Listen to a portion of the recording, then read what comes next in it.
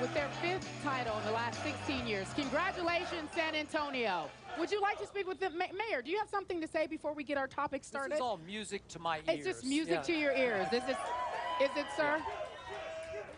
Thank you Next guys. question. Thank you guys for coming out. We really, really appreciate it. So let's talk about next season. Again, as just mentioned, this is your 5th title in over 16 years. The odds makers are already predicting for next season. They say Miami has a 5-2 chance to take it all, followed by the Thunder, 7-1. And then the Spurs, 7-1. So here's the question, Mr. Bayless. Should the Spurs be favored to win next year? Clear your throat so they can hear you. Stephen A. Smith, you can feel free to accuse me of being a prisoner of a beautiful morning here, a beautiful moment on this morning. Yes, yes. I'm already ready to go out on a limb. I say the San Antonio Spurs are going to win their 6th title next year. Wow.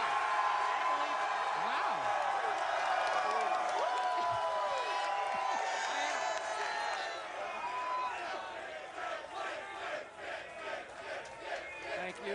I can't. Stephen A., the harder I look at this roster, the more I think the Spurs should be favored to win it all next year. Tim Duncan all but said he is coming back last night. And again, I don't think he's ever protected the rim any better than he protected it in these NBA Finals. I said for the last 3 months, Manu Ginobili is playing 5 years younger than he was at this time last year, and I see no reason to doubt that he can't play that young next year. He made so many big plays and so many big shots even in these finals. Remember, Tony Parker last offseason led France to the Eurobasket Championship. Took a lot out of his body.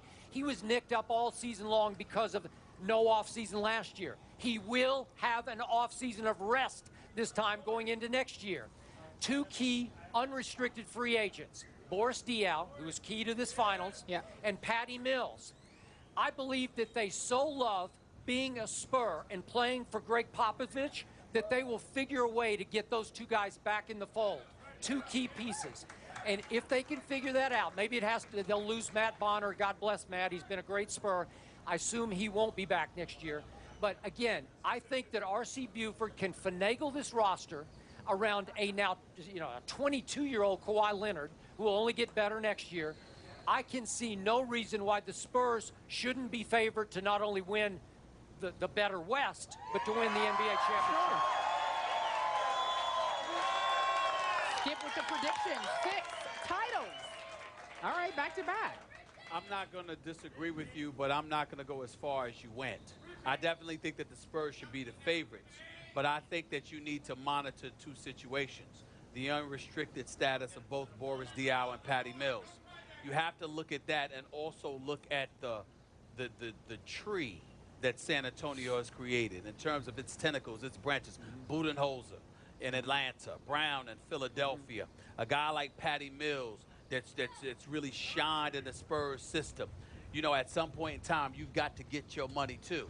And the Spurs may not have it to give, but those 2, which are extensions of San Antonio's pedigree. Budenholzer was in attendance last night. I'm not sure Brown was, but you got to believe that they're going to come. One of them are going to come for a Patty Mills.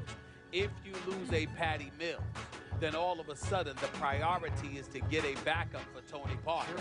Because Tony Parker, even when he hasn't had, participation in EuroLeague play or whatever the case may be, he does get nicked up a little bit. He hasn't been 100%, and there are times where, like you say, dribble. That's Tony Parker. And so you're going to need something else.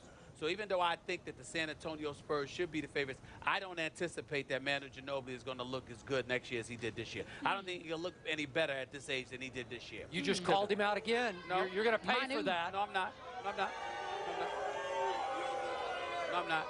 I'm not calling him out. I'm in no position to call Manu Ginobili out. He was fantastic throughout these playoffs. I'm simply saying that he's older. Father Time is undefeated. And so when I look at him and I look at Tim Duncan, they're playing at an elite level. Even if they took a step back, it would still be good enough. I'm simply saying that what you saw, you shouldn't anticipate that you're going to see it to this level again next year. Oklahoma City, I'm not sold on them because they need an interior presence offensively. And the Clippers, DeAndre Jordan's got to learn how to hit free throws. Yep. But outside of that, I look at the East, and again, I think there are going to be a lot of questions, and I don't know what type of team Miami is going to have. So I'm not going with them as the favorites. I think San Antonio should be the favorites. I'm just not sure if they're going to win it all. I got to wait to see how the offseason unfolds. When I think of Patty Mills, I'm reminded of what J.J. Barea did after he was so pivotal to the Dallas win over these Heat. Remember in 2011? Yeah. He left. He got his big deal to go to Minnesota. I wonder, does he look back and regret that at all? Maybe he wasn't that happy playing for the Mavericks. Patty Mills loves it here. He loves these people, and they love him. So there's got to be some hometown discount, a little bit. I'm not saying there's no hometown discount. There's something to be said for being happy, where you're at, who you work with, going to work every day.